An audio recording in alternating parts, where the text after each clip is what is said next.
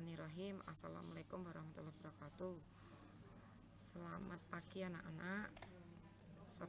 11 IPA 6. Kita sudah mulai masuk semester 4. Materi yang kita pelajari adalah tentang yang pertama, bab 1 adalah tentang asam dan basa. Apa sih asam basa? Dalam kehidupan kita sehari-hari sering menjumpai senyawa yang bersifat asam dan basa, seperti contohnya aspirin dan obat mah cair.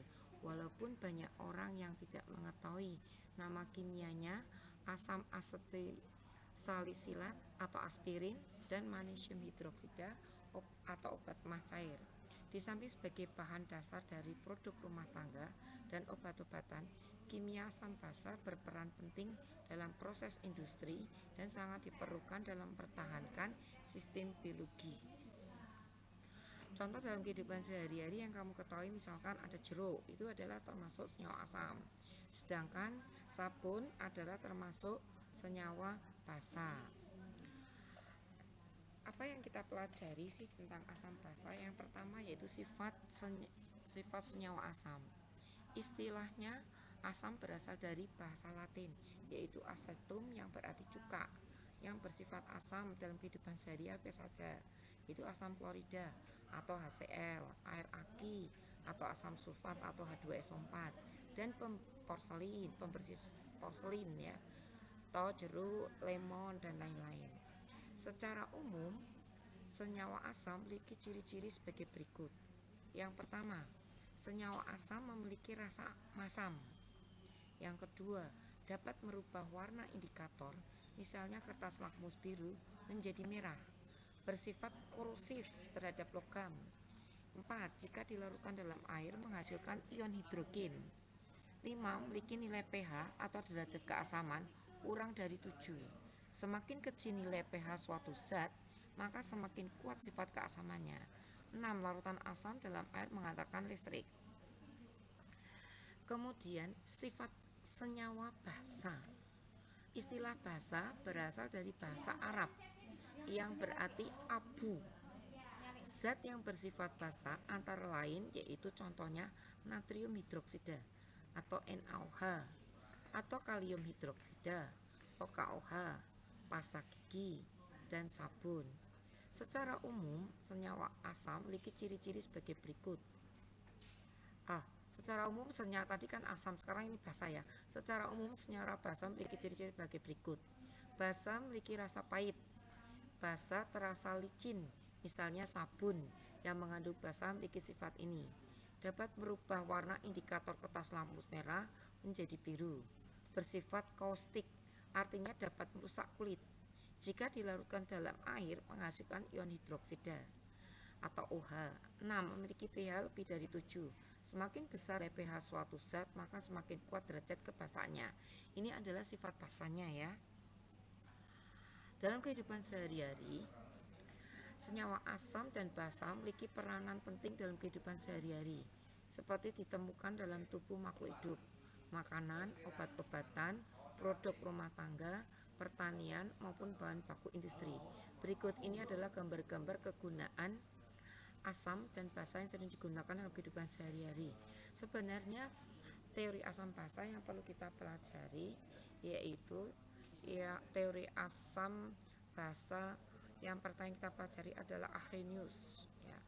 Kemudian Bronsted-Lowry, kemudian Lewis.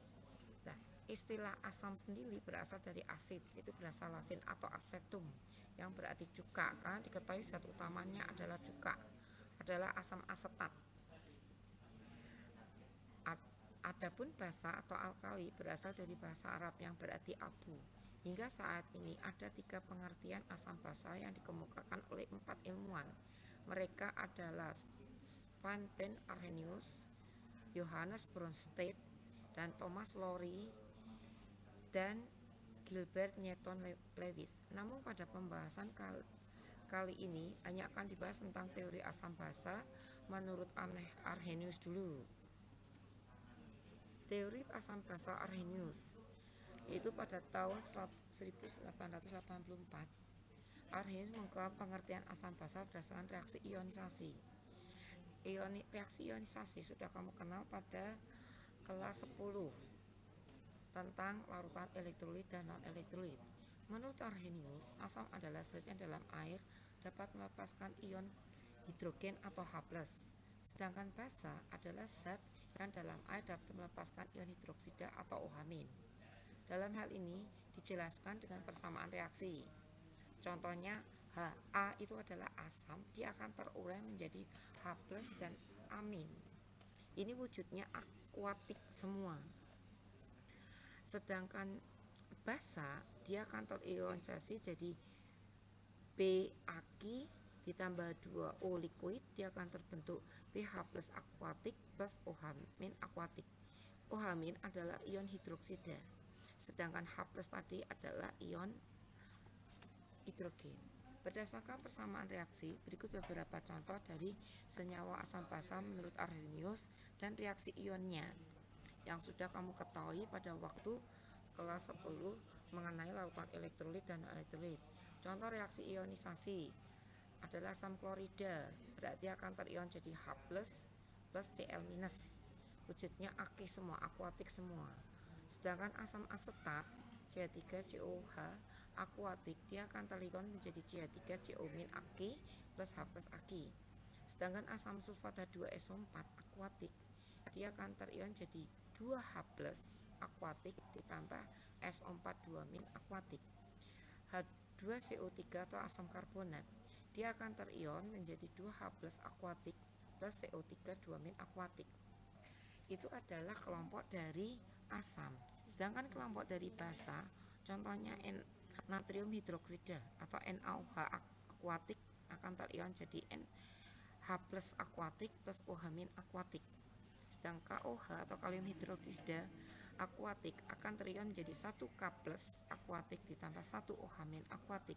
Sedangkan magnesium hidroksida yaitu MgOH 2OH akuatik akan terbentuk ion Mg 1 Mg 2+ akuatik ditambah 2 ion OH- akuatik. Reaksi ionisasi senyawa asam basa dapat dikelompokkan menjadi asam basa monoprotik dan poliprotik. Asam monoprotik dan poliprotik. Asam monoprotik adalah asam yang memiliki jumlah ion H+-nya hanya 1 ketika terjadi reaksi ionisasi. Contohnya tadi, HCl aki akan terbentuk 1H+ plus Cl-. Di sini ada 1H+. Sedangkan asam poliprotik adalah asam yang memiliki jumlah ion H+ lebih dari 1.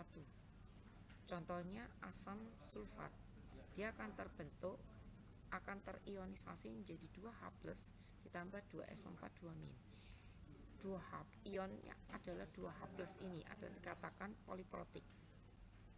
Begitu juga dengan selain asam, basa juga bersifat monoprotik dan poliprotik. Basa monoprotik adalah basa yang memiliki jumlah ion OH- hanya 1.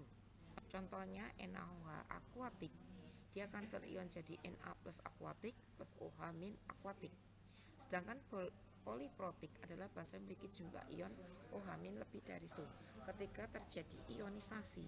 Contohnya barium hidroksida yaitu Ba(OH)(2) akuatik, dia akan terion jadi 1 Ba2+ akuatik ditambah 2 OH- akuatik. Itu adalah teori dari asam Arrhenius. Jadi kalau asam bersifat mengandung H+, sedangkan basa mengandung ion OH-. Yang kedua adalah teori asam basa Bronsted-Lowry. Teori Arrhenius ternyata hanya berlaku pada larutan dalam air. Kalau dia tidak dalam air tidak bisa dilarutkan dalam beda, berarti bukan masuk dalam Arrhenius. Teori Arrhenius ini tidak dapat menjelaskan fenomena pada reaksi tanpa pelarut atau dengan pelarut bukan air. Lah, dia diperbaiki oleh Johannes Bronsted dan Thomas Lowry. Ini sebenarnya dari 2 orang ya. Kadang-kadang kita sebutnya adalah teori asam basa Bronsted-Lowry.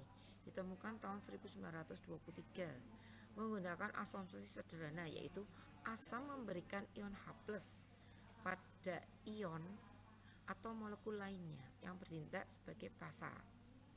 Contoh, di disosiasi air melibatkan perpindahan ion H+ dari molekul air yang satu dengan molekul air yang lainnya untuk membentuk ion H3O+ dan OH-. Contoh di sini adalah 2H2O liquid, dia akan terreaksi menjadi H3O+ aki dan OH- aki. Reaksi antara HCl dan air menjadi dasar untuk memahami definisi asam basa menurut Bronsted-Lowry. Menurut teori ini, ketika sebuah ion H+ ditransfer dari HCl ke molekul air, HCl tidak berdisosiasi dalam air, membentuk ion H+ dan Cl-, tetapi ion H+ ditransfer dari HCl ke molekul untuk membentuk ion H3O+ seperti berikut. HCl ditambah 2H2O liquid, dia akan terbentuk H3O+ akuatik ditambah Cl- akuatik. Sebagai sebuah proton, ion H+ memiliki ukuran yang lebih kecil dari atom yang terkecil, sehingga tertarik ke arah yang memiliki muatan negatif yang ada dalam larutan. Maka H+ yang terbentuk dalam larutan encer terikat pada molekul air. Molekul Bronsted yang menyebutkan bahwa ion H ditransfer dari satu ion atau molekul ke yang lainnya ini lebih masuk akal daripada teori Arrhenius yang menganggap bahwa ion H+ ada dalam larutan encer. Jadi perbedaannya di situ. Kalau Arrhenius mengatakan bahwa dalam larutan encer pasti ada ion H+-nya. Dari pandangan model Bronsted, reaksi antara asam dan basa selalu melibatkan pemindahan ion H+ dari donor proton ke akseptor proton. Asam bisa merupakan molekul yang netral. Di sini contohnya, HCl gas akan bereaksi dengan amonia akuatik, akan terbentuk NH+ akuatik plus Cl- akuatik. Bisa ion positif, contohnya NH4+ akuatik ditambah OH- akuatik, nanti akan terbentuk NH3 akuatik plus H2O liquid.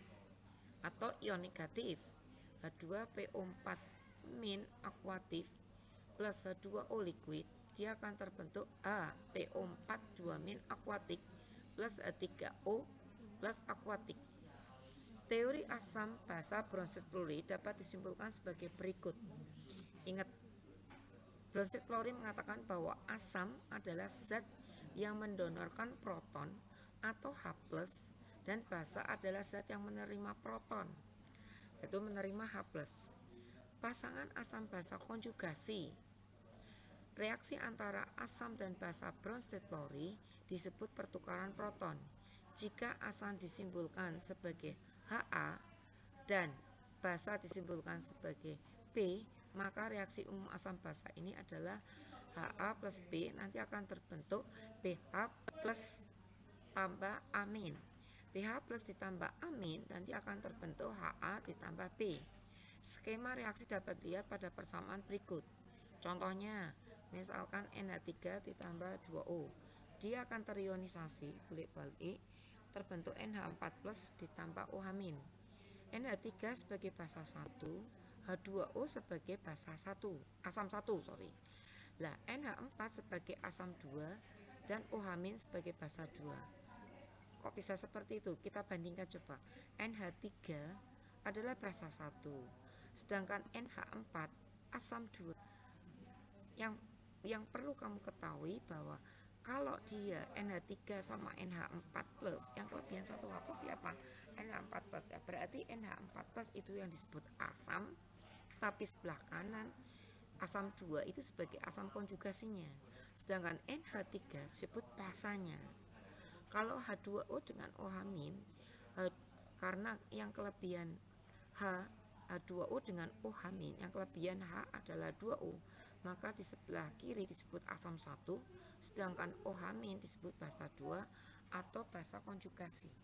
Kalau disebutkan manakah pasangan asam basa konjugasi? Ya, NH3 dengan NH4+ atau H2O dengan OH-.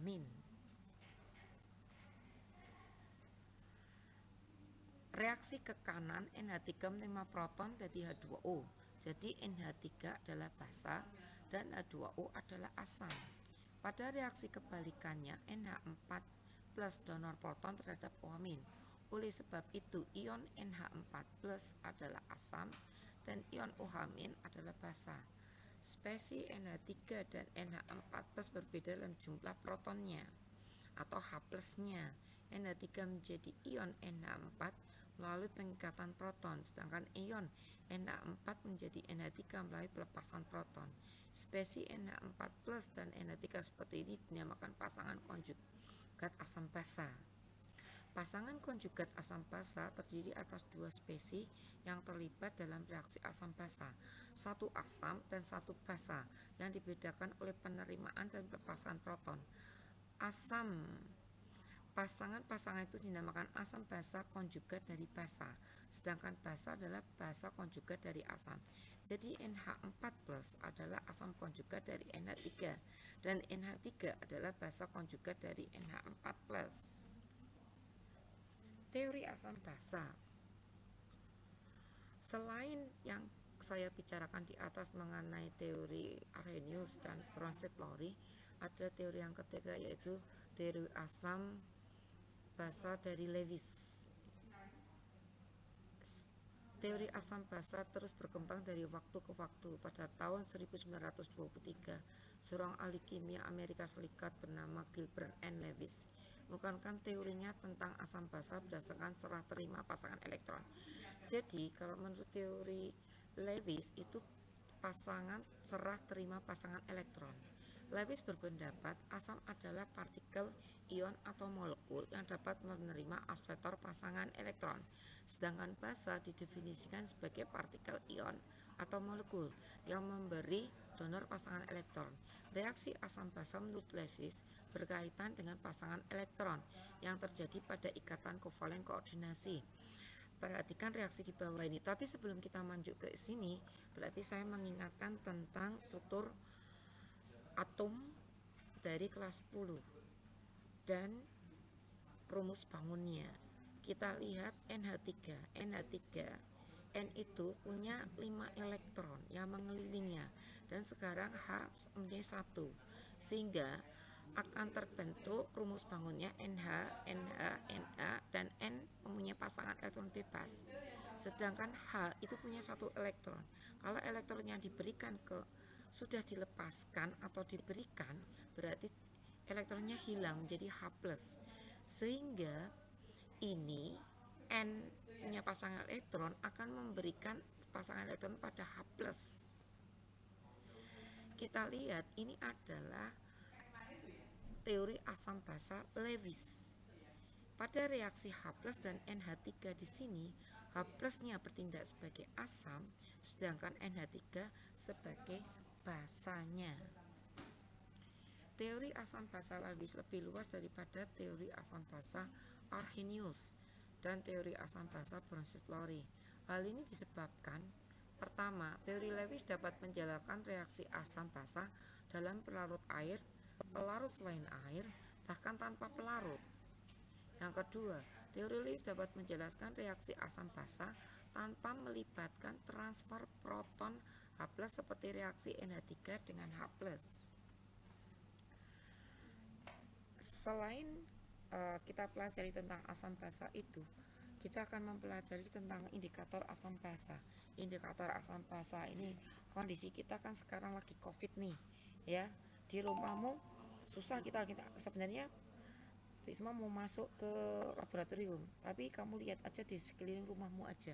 Kamu lihat, kita menggunakan indikator asam basa yang ada di lingkungan sekitarmu.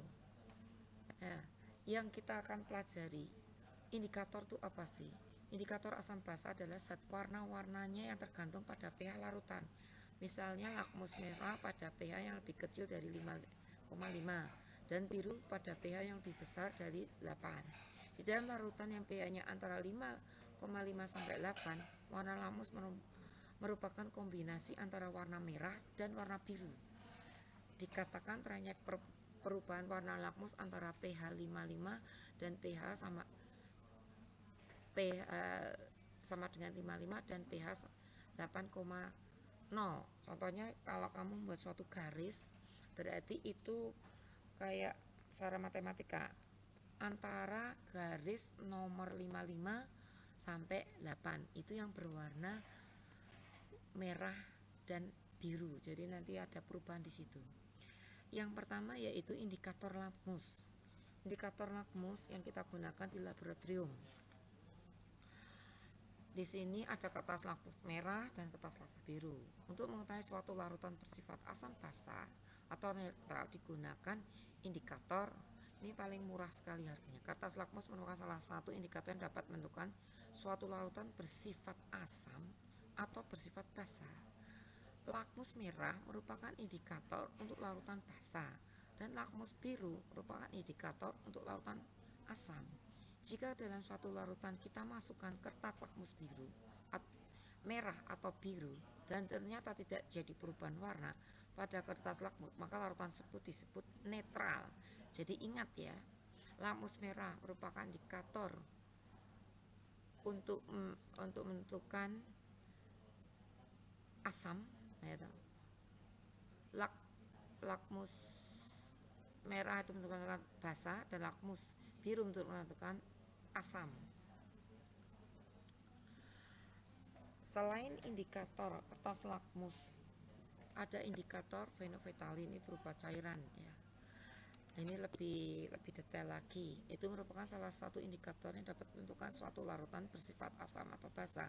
Jika indikator ini berwarna merah dalam larutan basa tapi tidak berwarna dalam larutan asam ataupun larutan netral, sehingga kita tidak bisa membedakan antara larutan asam dan larutan netral. Indikator ini mempunyai taraf antara 83 sampai 10,1. Indikator timoil biru adalah berupa cairan juga. Sebenarnya ini nanti kita kalau di laboratorium kita pasangkan sehingga terjadi suatu irisan. Kalau secara matematika ya irisan keduanya. Ini indikator brotimol biru atau BB yang disingkat dengan BTB. Britimol biru yang merupakan salah satu indikator yang digunakan untuk mengetahui sifat asam basa larutan. Indikator ini berwarna kuning pada larutan asam dan berwarna biru pada larutan basa. Indikator ini mempunyai taraf sekitar 6,0 sampai 7,6 sehingga kecil sekali kan. Selain itu indikator bahan alami yang ada di rumahmu bisa kamu cari itu di rumahmu, banyak itu. Selain dengan menggunakan indikator asam basa secara kasar, terdapat beberapa caranya dapat kita lakukan untuk mengidentifikasi sifat asam dan basa. Salah satunya yaitu dengan menggunakan indikator alami. Berbagai bunga yang berwarna atau tumbuhan seperti daun, mahkota bunga, kunyit, kulit manggis, kubis ungu dapat digunakan sebagai indikator asam basa. Atau bunga itu biasanya bunga sepatu itu. Ekstrak atau sari dari bahan-bahan ini dapat menunjukkan warna yang berbeda-beda dalam larutan asam basa. Contoh ini tuh kubis ungu, nanti dia akan warna ungu. Bunga mawar, kembang sepatu, itu beberapa macam indikator alami. Coba kamu itu kasih air, terus kamu campurkan, pasti akan terbentuk warna yang berbeda-beda. Sebagai contoh misalkan, ambillah kulit manggis, tumbuklah sampai halus dan campur dengan sedikit air. Warna kulit manggis adalah ungu dalam keadaan netral.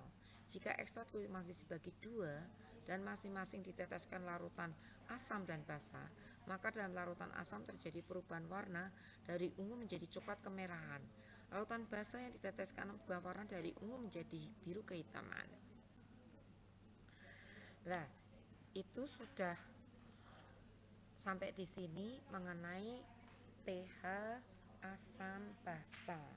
Nanti siang akan dilanjut tadi mengenai teori asam basa. Dan nanti siang akan saya lanjut dengan pH asam basa. Sebelum menyelesaikan mengenai video ini, sebaiknya nanti kamu bisa mengerjakan tugas-tugas yang harus dikerjakan, yaitu tugas yang harus didiskusikan dengan teman-temanmu sehingga mendapatkan jawaban yang tepat, dan kemudian ada soal pilihan ganda yang harus kamu selesaikan. Terima kasih. Selamat pagi. Assalamualaikum warahmatullahi wabarakatuh. Bu Sally.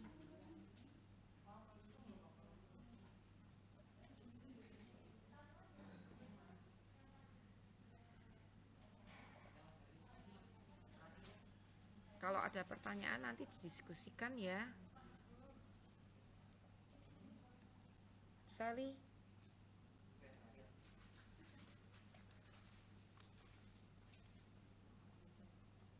Nggak kelihatan. Mana? Oh, escape.